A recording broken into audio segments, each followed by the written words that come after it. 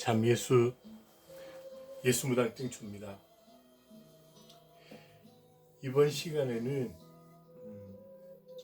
불교와 관련된 이야기를 좀 해볼까 합니다.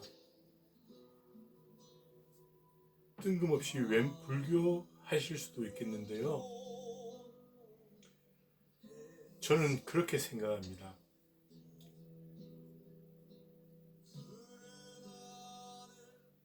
제 유전자 속에는, 그리고 제 뼛속 깊이에는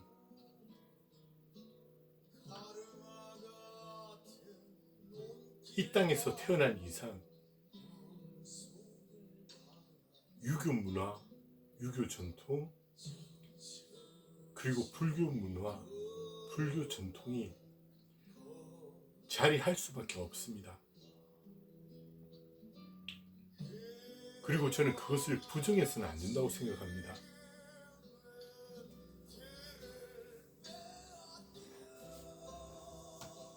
언젠가 그 헬리나 웬 신부님이 그 탕자의 귀향이라는 그림을 두고서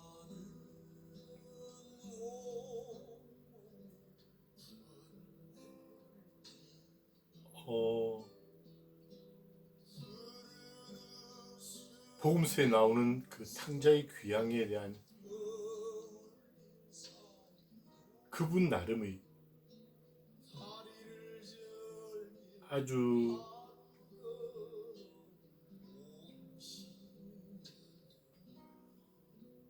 깊고 내밀한 그런 고찰들을 글로 펴내신 적이 있었습니다. 그래서 그 책이 발간된 이후에 화가 렘브란트의 그림이었습니다. 탕자의 귀향은 그 그림들이 굉장히 또 우리 가톨릭 교회 안에서 유행하기 시작했습니다. 그래서 저희 수도원 어딘가에도 그 그림이 걸려져 있었습니다. 렘브란트의 탕자의 귀향이라는 그 그림요. 근데 제가 그 책을 다 읽고 나서 하나 궁금한 게 생겼습니다. 그래서 이렇게 뒤져봤더니 저는 그림에 대한 식견도 없고 뭐 아무것도 없으니까요. 그 화가들에 대한 그런 것도 전혀 없는 상태이다 보니까 나중에 뒤져봤더니 렘브란트라는 그 화가분의 조국이 네덜란드더라고요. 네덜란드 하면 맞을 겁니다. 그리고 또 헬리나 웬 신부님의 그 국적을 찾아봤습니다. 그랬더니 헬리나 웬 신부님 역시 네덜란드 사람이었습니다. 제가 국적이 틀렸을지도 모르겠는데 어쨌든 두 분이 같은 국적인 건 분명했습니다. 그래서 헬리나 웬 신부님에게 이 렘브란트의 그림이 더욱더 뜻깊게, 더욱 의미있게 다가왔을 수도 있겠구나라는 생각이 들었었습니다.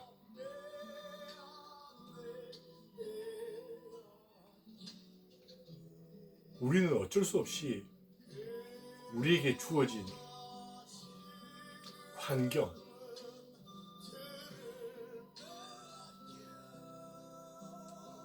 지리적인, 문화적인 그런 환경, 문화, 전통에 영향을 받을 수밖에 없습니다. 저는 그 안에서도 얼마든지 하늘의 뜻과 또 예수 그분의 발자취를 저는 찾을 수 있다고 생각하거든요. 그래서 뜬금없이 제가 불교 이야기를 한번 해보려는 것입니다. 우선 앞서서 제가 그 땡초라는 명명을 갖게 된 것에 대해서 제가 두 번째 시간인가에 말씀을 드렸었는데요. 이 땡초 나중에 제가 훗날 어떤 책에서 발견했던 것이었는데 땡초의 어원이 따로 있다는 거였습니다. 그 어원이 뭐였냐면은 당취결사라는 스님들이 비밀 결사 조직이었습니다.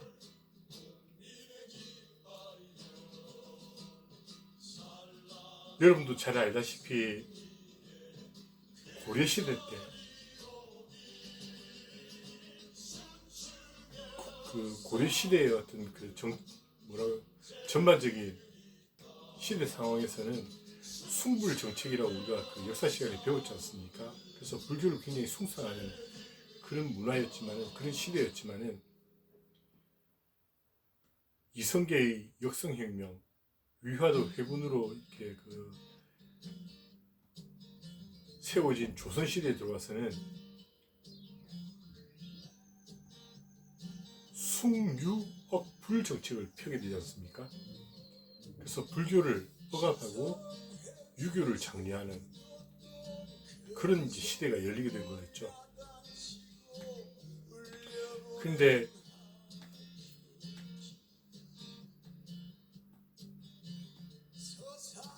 그런 이성계의 그 지금으로 보면은 쿠데타죠.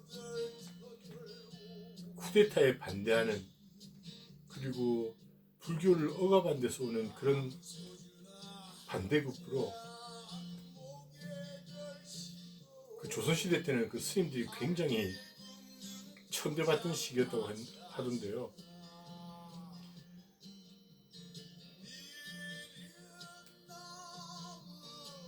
그런 나름대로 그 수행자로서의 길을 가고자 하는 뜻 있는 사람들이, 젊은 그런 수행자들이 모여서 그런 비밀 결사 조직을 만드는데 당취결사라는 이름의 결사 조직을 만들었다고 합니다.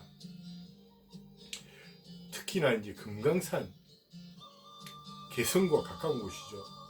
고려의 수도였던.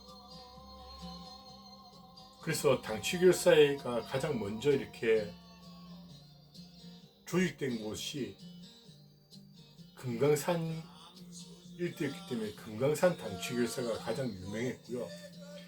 그 다음 훗날 또 이제 지리산에서 그런 당취결사 조직들이 그 결성이 되어서 지리산 당취결사라는 게 그렇게 크게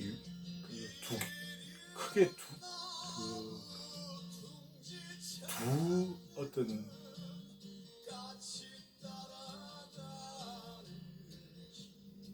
이걸 뭐라고 표현하는 게 좋을까요?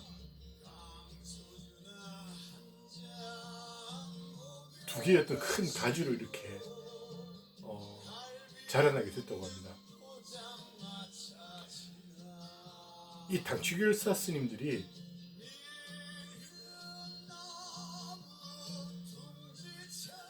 때로는 스님이면서도 스님 노릇을 못하는 그런 사람들을 혼내기도 하고요. 그런 사람들을 찾아가서 일벌백계를 가하기도 하고요. 때로는 도적대와 이렇게 손을 잡고서 그 마을의 탐관오리들을 혼내고서 또 그 곡간을 틀어서 정말 그 기근에 시달리던 백성들에게 나눠주기도 하고 그랬다고 합니다. 영화 군도라는 거 있지 않습니까? 밀란의 시대, 군도 밀란의 시대에 나오는 땡초가 있습니다. 그분 성함이 이경영 씨든가요? 아마 이경영 씨라는 그 배우분이 그 연기하셨던 그 모습이 정확하게 그 땡초 당취결사의 어떤 한 모습이라고 보시면 될 겁니다. 그리고 또 그 영화 명량에서 나오는 그 이순신 장군과 함께 왜구에 맞서서 싸웠던 그 스님들이 있지 않습니까? 그 영화를 보신 분들은 다들 기억나실 겁니다. 그 스님들 역시도 그런 당취결사에 속해 있던 그런 스님들이라고 이해하시면 될 겁니다. 이 당취결사 스님들은 수행자로서의 수행도 하지만 그렇게 무술 같은 걸 연마하기도 하고 그런다고 하시더라고요. 그리고 이제 아무래도 그 명량해전에서 나오는 그 지역이 전라도 쪽이다 보니까 아무래도 그쪽은 그 지리산 당취길사였던 그런 맥을 이어받은 그런 스님들이 아닐까 저는 그렇게 생각하고 있습니다. 우리가 잘 알고 있는 뭐 서산대사, 그 뭐 사명대사죠. 사명대사. 임진왜란 때 그 승병으로 유명하셨던 분들이시죠. 외구에 맞서서 나라를 지키기 위해서 그렇게 칼을 드셨던 그런 스님들. 그 스님들이 전부 다 그 큰 스님과 그 휘하의 다른 많은 스님들이 다 당취결사의 어떤 속해 있던 그런 분들이었습니다. 저는 땡초란 말의 그 단어의 어원이 그런 당취결사라는 뜻깊은 스님들이 그런 어떤 결사 조직과 맞닿아 있다는 걸 훗날 알게 되고 나서 오히려 저는 참 기뻤습니다. 땡초라는 단어 그 말에 또 이렇게 깊은 뜻이 있었구나. 그래서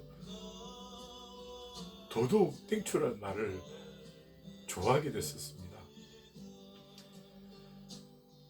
근데 제가 안동에 있는 동안에 1학기 때였던 것 같습니다. 교양과목 그 교수님이 저희들에게 과제를 내주셨는데요.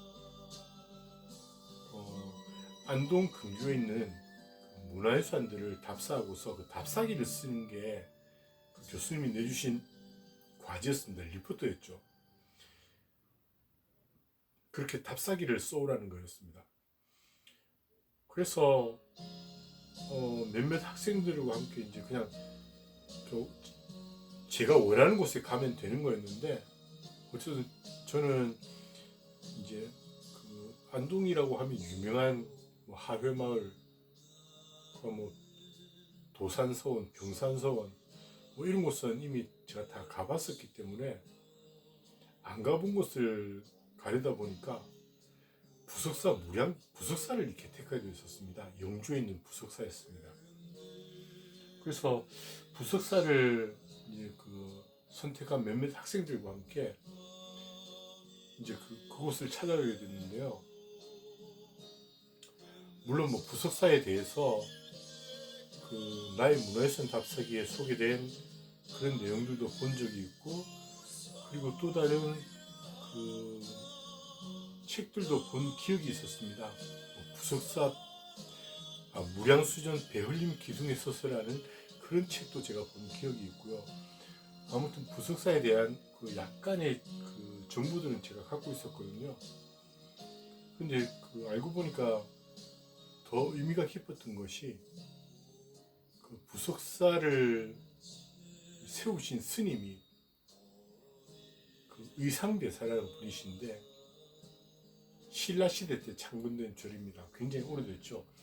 그래서 현존하는 가장 오래된 목조 건물로 그 부석사에 있는 그 부석사 대웅전이 무량수전을 지금은 꼽고 있습니다.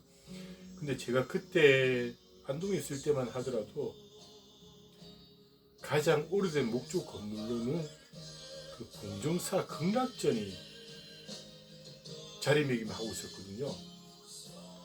그래서 그 봉정사 극락전과 부석사 무량수전 이 두 곳을 놓고서 그 감론을박이 있었습니다. 어느 곳이 더 오래된 것이냐. 근데 그 당시에는 그 봉정사 극락전이 더 오래된 것이라고 사학계에서는 이렇게 인정하는 편이었는데 훗날 어떤 문헌이 발견돼서인지 아니면 어떤 역사적인 자료 아니면 증거들이 객관적인 증거들이 나와서인지 지금은 부석사 무량수전을 가장 오래된 목조 건물로 꼽고 있습니다. 근데 이 의상대사라는 분은 우리가 잘 알고 있는 그 원효대사 그분과 함께 신라 시대 때 같이 당나라 유학길에 오르셨던 분이셨습니다. 그렇게 유학길에 올랐다가 원효대사는 해골물을 마시고 난 다음에 어떤 그 깨달음으로 당나라 유학길을 접고 그대로 신라에 남아 계셨고요. 의상대사 이분은 함께 길을 나섰다가 결국 당나라에 가서 화엄종이라는 것을 배우시고 다시 고국으로 돌아오게 됩니다. 그래서 우리나라 화엄종의 창시자가 되시는데요. 우리는 지금 오늘날에는 불교하면 대부분 다 조계종만 이렇게 알고 계시지 않습니까? 그런데 불교에도 종파가 굉장히 다양합니다. 법고종, 천태종, 조계종, 화엄종, 그리고 또 몇 개가 더 있는 걸로 저는 알고 있습니다. 그런데 어쩌다 보니 그냥 조계종으로 쫙 정리가 되어버렸는데 이 과정에서도 조금은 불교계에서는 조금 가슴 아픈 그런 역사가 있었던 것 같습니다. 이 군사정권 시대와 관련되어 있는데요. 아무튼 이 의상대사라는 분이 당나라 유학길에 올라서 공부를 마치고 신라로 되돌아오신 다음에 창건하신 절이 이제 부석사라는 절이 뜻깊은 절입니다.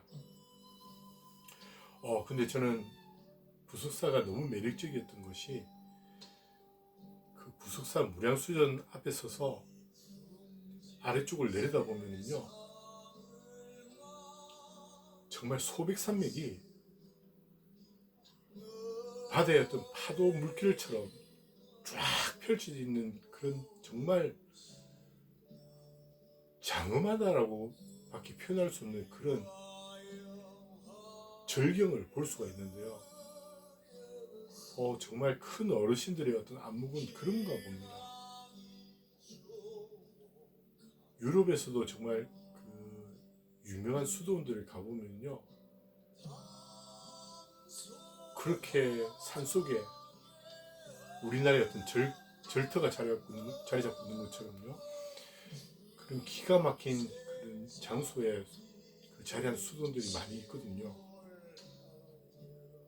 근데 저는 그 무량수전에서 바라봤던 그 장관은 도무지 잊을 수가 없을 것 같습니다. 그래서 이후에도 한 두세 번 더 갔던 것 같은데요.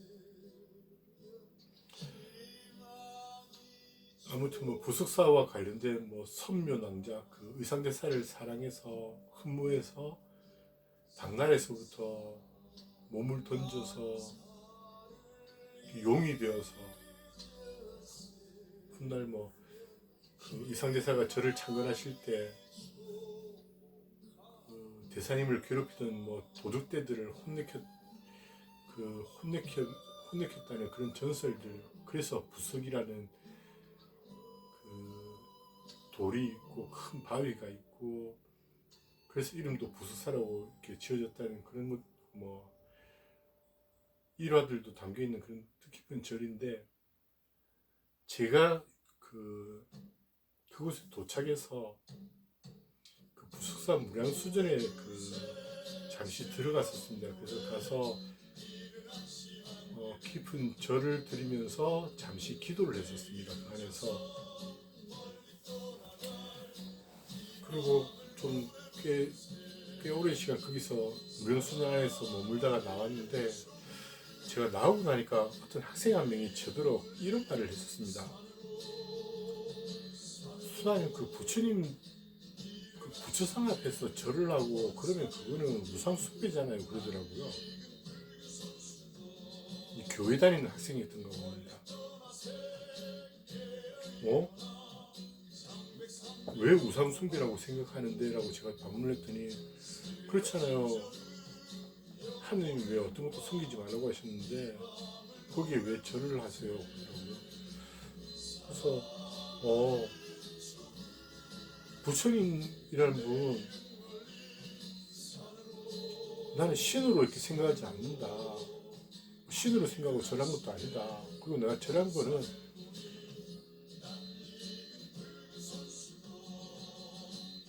꽤 오랜 시간, 꽤 옛날에 이렇게 살아가셨던 훌륭한 어른, 훌륭한 스승, 훌륭한 어른이라고 하는 게 맞겠네요.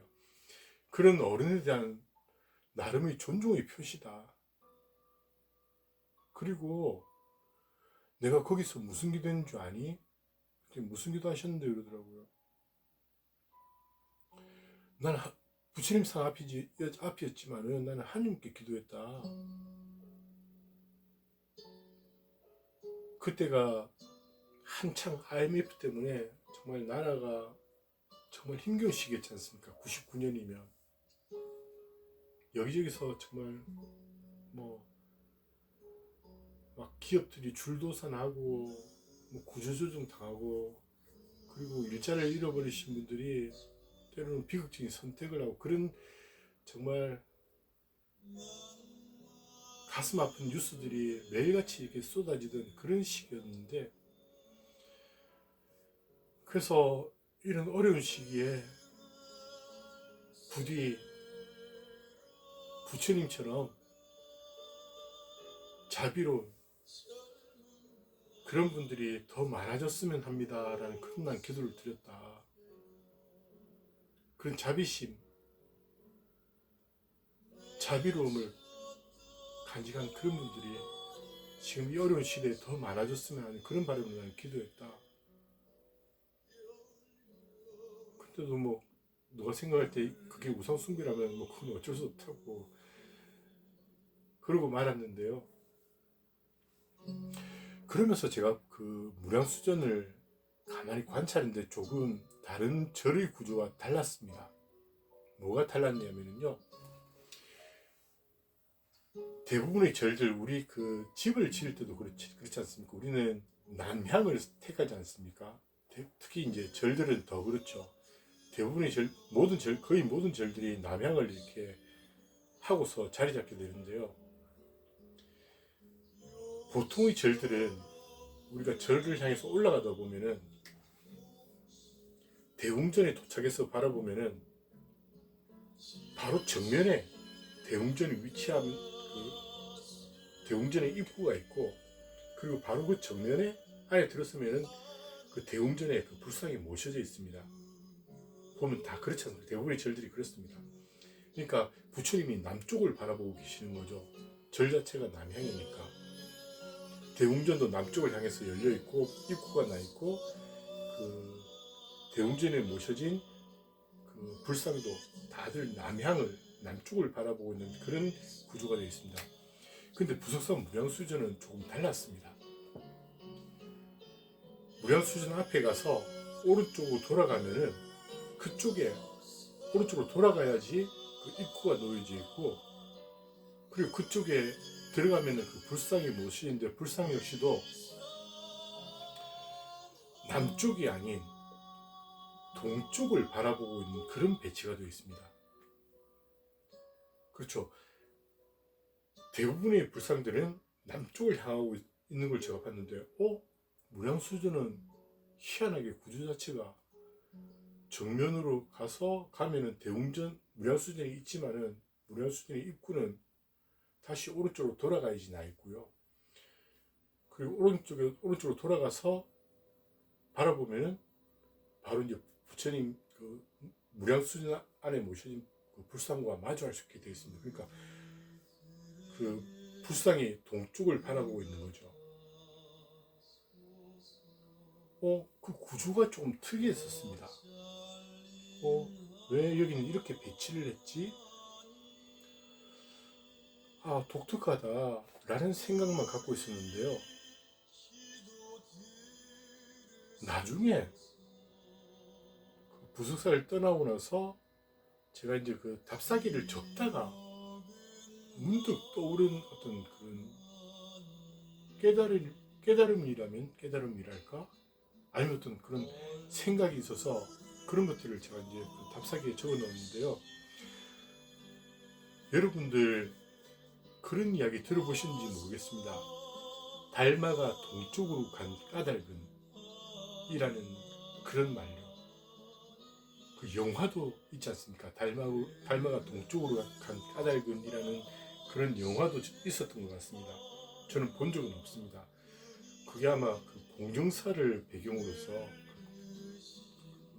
만들어진 영화라고 그런 이야기만 그 내용만 나중에 어디선가 제가 본 것 같은데요.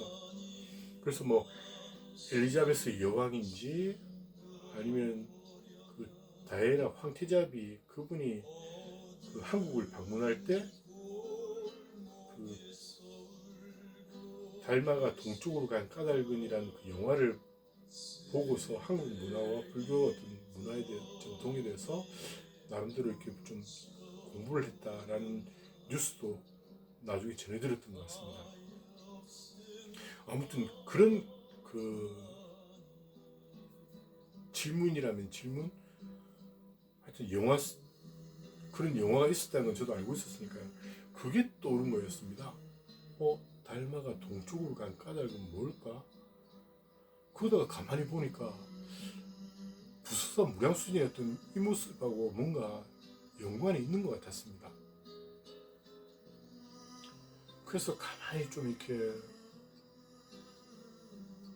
잠심을 하면서 생각을 해봤었죠. 불교에서는 우리는 뭐 천당, 지옥이라는 그런 개념을 갖고 있지 않습니까? 근데 불교에서는 그 서방 정토라는 그런 말을 씁니다. 서방 정토, 불국토입니다. 우리가 말하는 어떤 천당과는 조금은 다른 개념일 수 있겠지만 그와 유사한 개념이라고 보셔도 될 겁니다. 근데 그곳의 위치는 우리는 하늘과 땅이지만은 불교에서는 서쪽이라는 그 방향이 이렇게 되어져 있는 것 같더라고. 제가 불교에 대해서 문외한인 사람이 함부로 이렇게 뭐 속단해서 말하기 좀 그렇습니다. 아주 짧은 제 어떤 상식, 지식을 갖고서 이렇게 말씀을 드린 거기 때문에 그냥 제가 알고 있는 선에서 이제 저는 해석한 거였습니다. 맞아. 불교에서는 서방 정토, 불국토, 부처님이 자리하신 곳을 서방 정토라고 하지.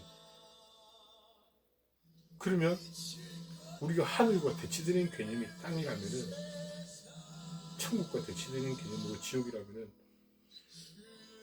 불국토인 서방 정토가 대치되는 곳은 동쪽이겠죠.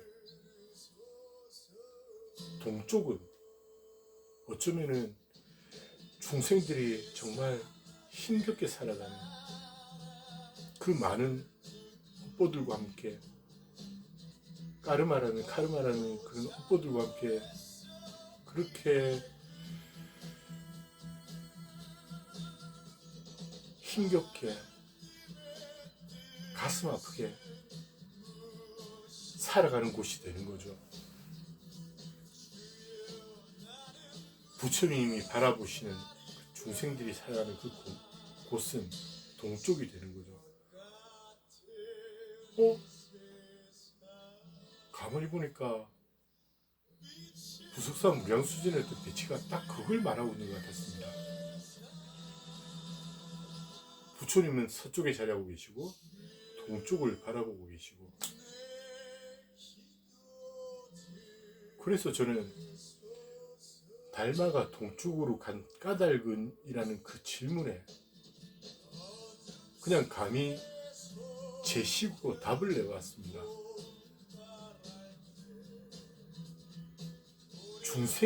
중생들이 살아가는 그곳으로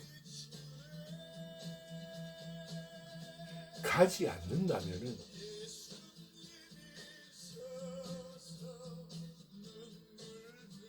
그곳에 가서 그들과 함께 하면서 그들이 땀과 눈물을 닦아주지 않는다면 그게 어찌 깨달은 자이겠는가.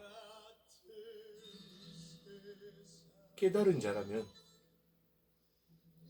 당연히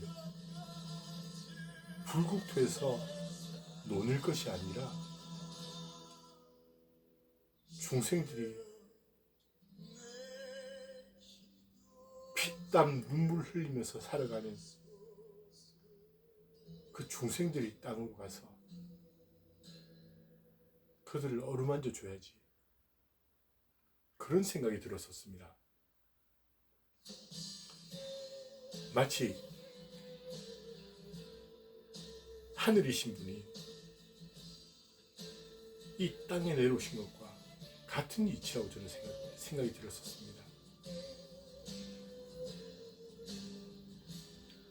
하늘이셨던 분이, 예수 그분이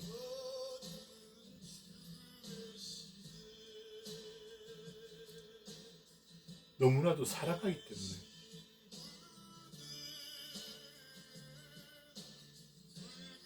스스로 하늘이기를 포기하고서 땅으로 내려와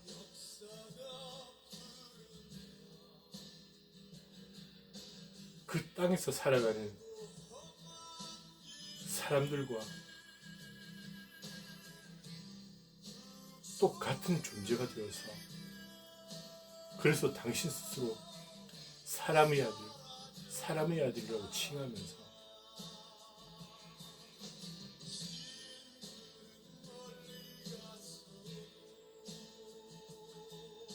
그렇게 삶을 살아가시고 생을 마감하셨던 것처럼요.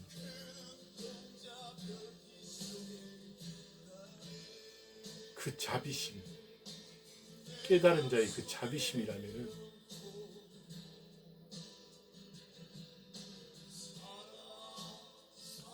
어찌 중생들이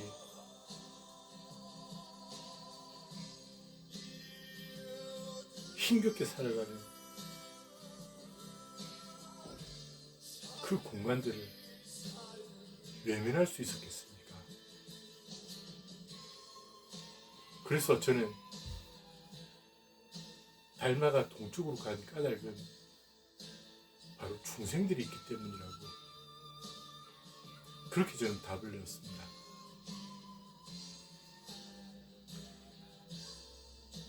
혹시나 제 답이 굉장히 섣부르고 설익었다고 하더라도 양해해 주십시오. 저는 그렇게 이해를 했습니다. 불교를 믿고 계시는 분들, 또 불교에 수행하시는 분들은 더 깊은 또 의미들을 또 알고 계실 수도 있겠죠.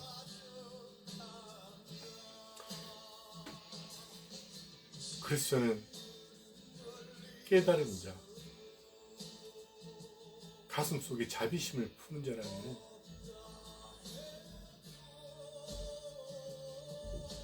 그리고 예수를 따르는 자,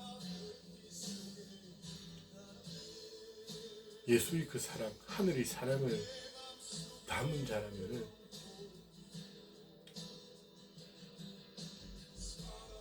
결코 외면할 수 없는 곳이, 외면해서는 안 되는 곳이 바로 중생들, 땅의 사람들이 살아가는 그 공간이라는 작은 가르침을 그 시간을 통해서 하나 얻게 되었었습니다. 그리고 훗날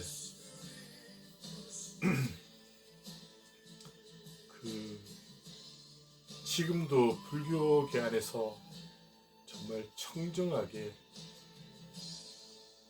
수행을 이어가시면서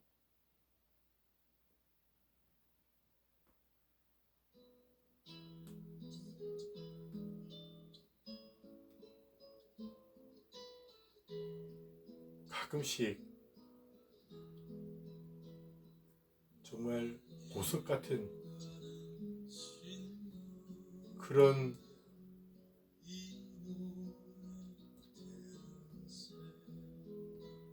말씀들을 전해주고 계시는 그 스님이 계시는데요. 제가 젊은 시절 수행자 때 우연히 그 스님의 책을 접하게 됐고, 이후에도 계속 그분의 어떤 그 삶의 자취들을 쭉 이렇게 봐왔던 분이었습니다. 지금은, 그때도 그랬고 지금도 그렇고, 그 남원에 있는 실상사라는 절의 주지 스님으로 계시는 도법 스님이라는 분이신데요. 그분이 예전에 어떤 그 후배 수행자들을 위해서 어떤 그 표현했던 책에 이런 그 뜻깊은 가르침이 하나 있었습니다. 정말 그 저한테도 와닿는 그런 가르침이었는데요.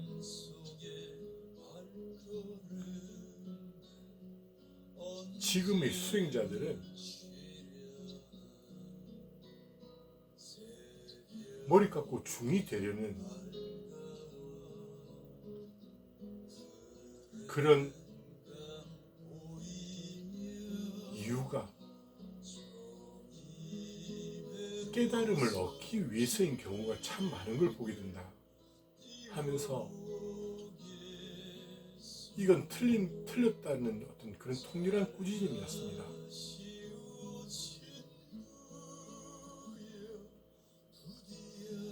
그분이 하신 말씀이 이 뜻이 뭐냐면요, 깨달음을 얻기 위해서 중의들을 하지 말라는 거였습니다.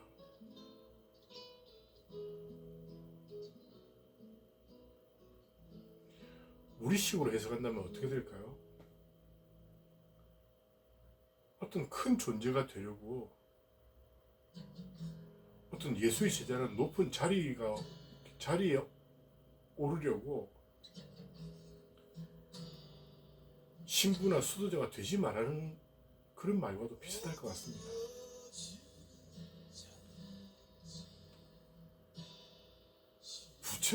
부처라는 분이 부처가 되기 이전에 시다르타라는 한 왕국의 왕자로 있을 때, 그분은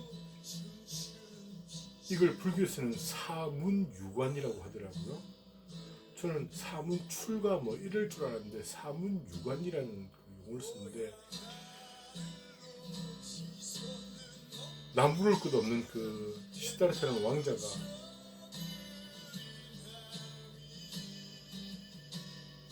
그 왕국의 동서남북에 나 있는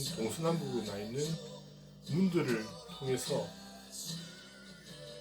문들 밖을 벗어나서 보게 되었던 그 처참한 모습들, 늙고 병들고 죽어가는 그런 모습들을 보면서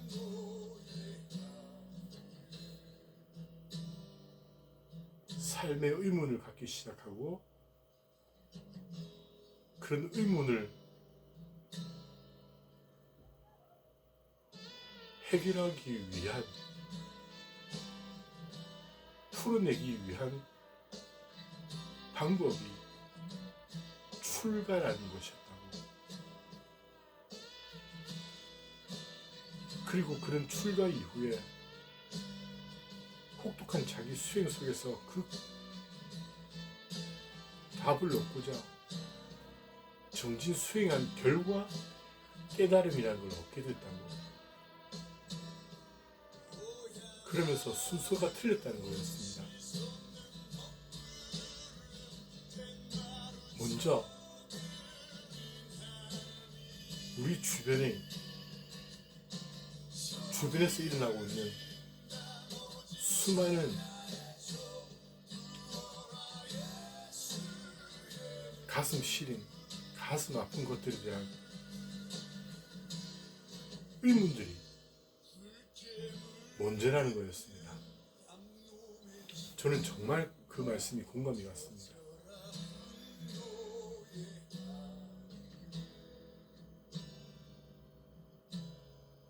궁궐에서 호의호식하던 그 왕자가 천민들의 어떤 삶을 왕궁 밖을 벗어나서 정말 천민들이 살아가는 그 현실들을 보면서 받았을 충격, 그리고 그들의 어떤 비참한 삶의 모습, 그런 것들이 시다르타라는 분의 출가의 이유가 되었었고, 그 결과가 깨달음이라는 거, 저에게는 또 다른 큰 가르침이었습니다. 그 도법 스님의 그 말씀이.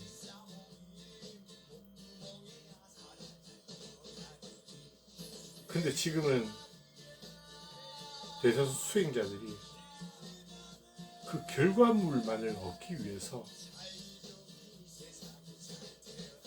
수행자의 길을 택한다는 거죠.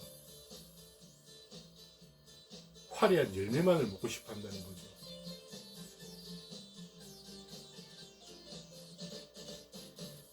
어쩌면 우리 교회의 모습도 그와 다르지 않을 것 같습니다.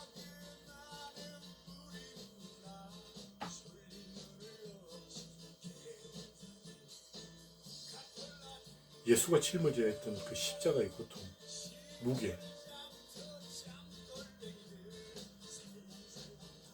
그리고 그 비참한 죽음,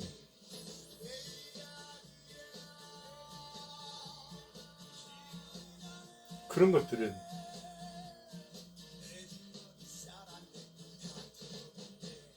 그런 것들을 선택하려는 성직자나 수행자는 그리 많지 않은 것 같습니다. 그 길을 온전히 걸으려는,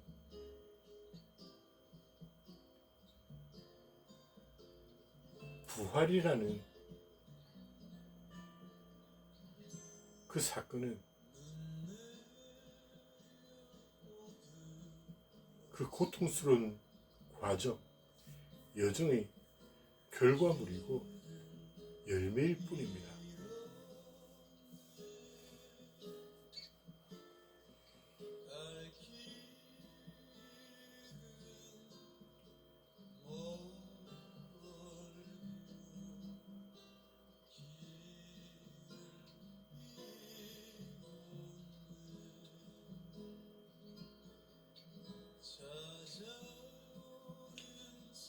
점점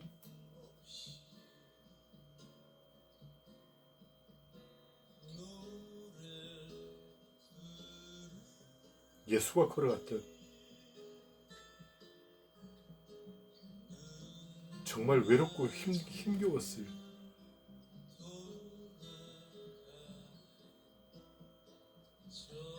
너무나도 절망스러웠을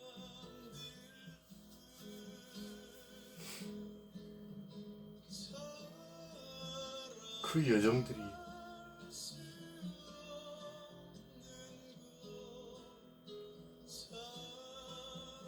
우리에게서 잊혀져 가고 있는 것 같아서, 그래서 저는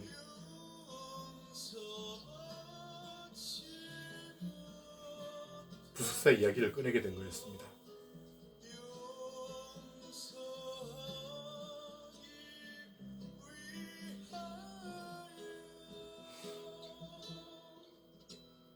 여러분들, 예수의 마지막 절규가 뭐였는지 기억하고 계시나요?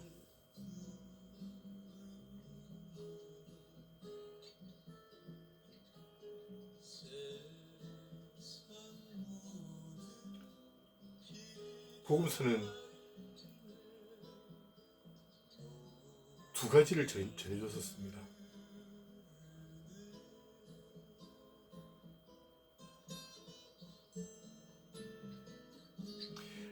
아버지, 제 영혼을 당신께 맡기나이다라는 그런 구절을 전하는 복음서도 있었고요. 또 하나는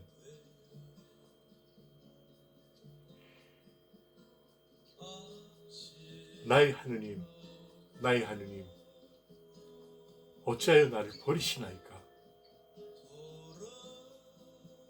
라는 절규를 전하는 복음서도 있습니다.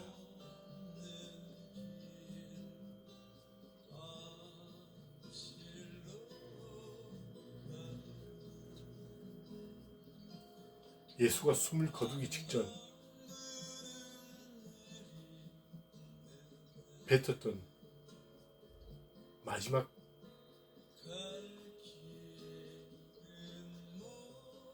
두 가지 이야기입니다.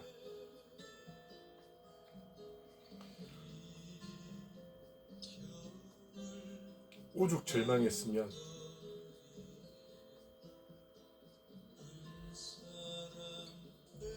왜 나를 버리십니까? 라고 그렇게 울부짖었겠습니까?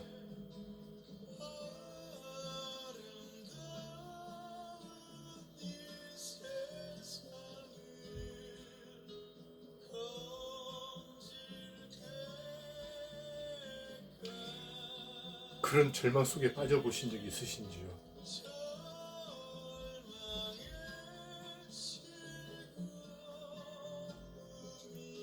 크든 작든 한 번쯤은 다 있을 것 같습니다.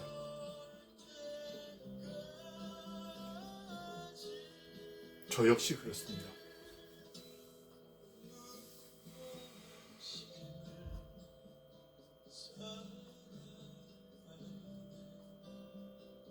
하지만 우리가 아는 건 결코 하늘은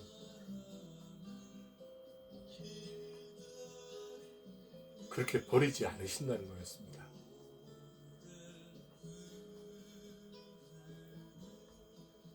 버림받은 것 같았지만 예수조차도 그렇게 느꼈지만 하늘은 그렇게 버려두는 법이 없습니다.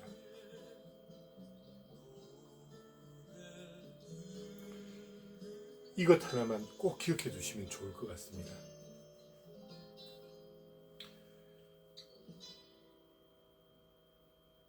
버림받았다는 그런 절망 속에서도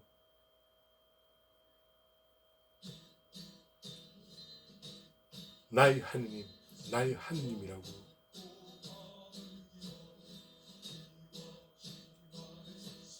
부르짖을 수 있는 그 믿음이 우리들 각자 안에 자리할 수 있었으면 좋겠습니다. 예수 그분이 그랬던 것처럼요.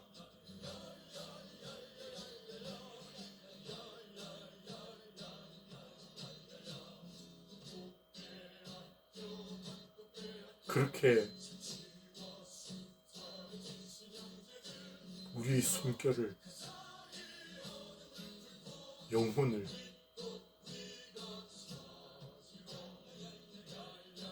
하늘에 맡길 수만 있다면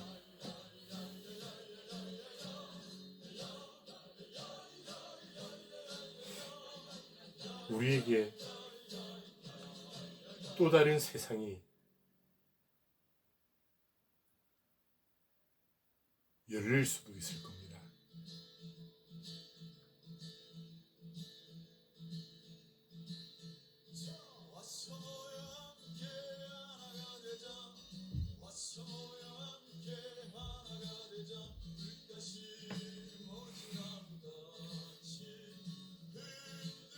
꼭 그랬으면 좋겠습니다.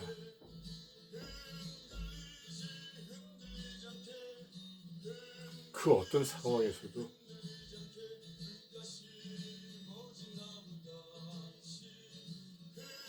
마지막까지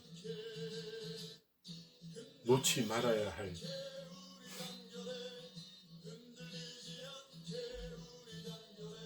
우리의 신앙 고백,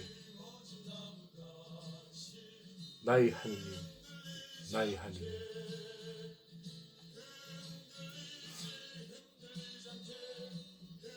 바로 이런 신앙 고백 안에서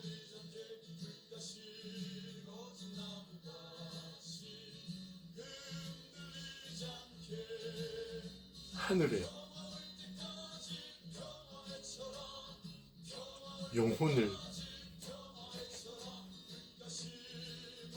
우리의 숨결을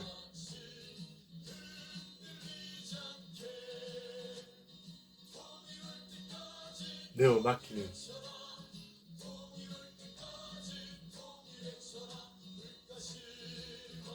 그 길을 저는 앞으로 만나게 될 분들과 함께 한번 열어가 볼 겁니다.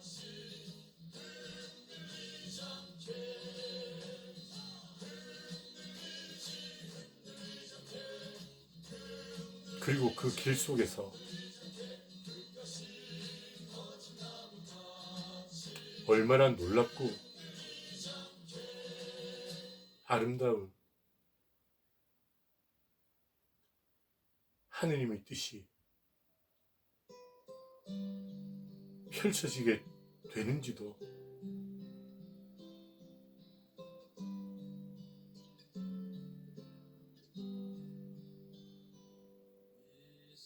두 눈 부릅뜨고 지켜볼 겁니다.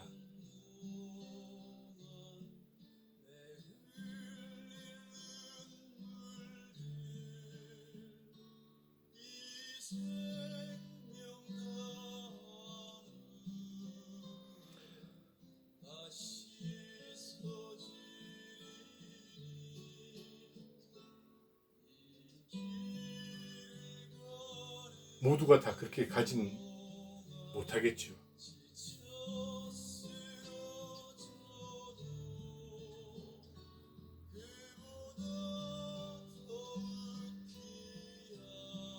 하지만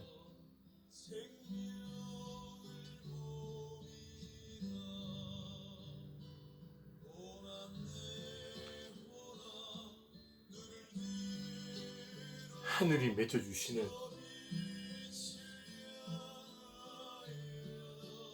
인연들과 함께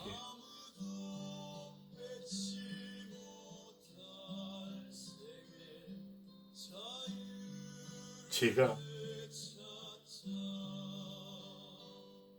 예수 그분의 손을 두 번 다시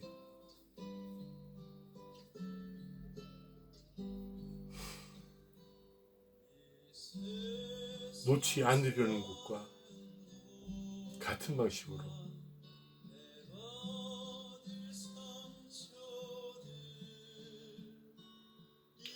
허락되어지는 분들의 손을 놓지 않으면서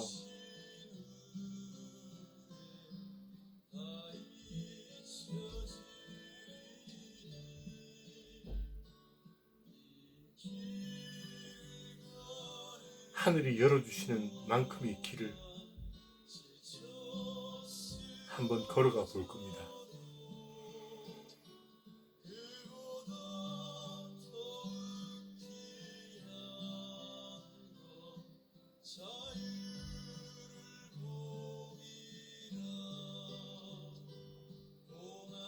앞으로 제 방송을 듣게 되실 분들,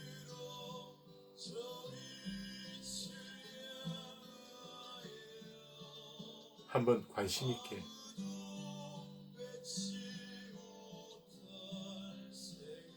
이 여정을 지켜봐 주시면 감사하겠습니다. 네, 오늘은 이것으로 마치겠습니다. 들어주셔서 감사하고요. 평안하시기 바랍니다.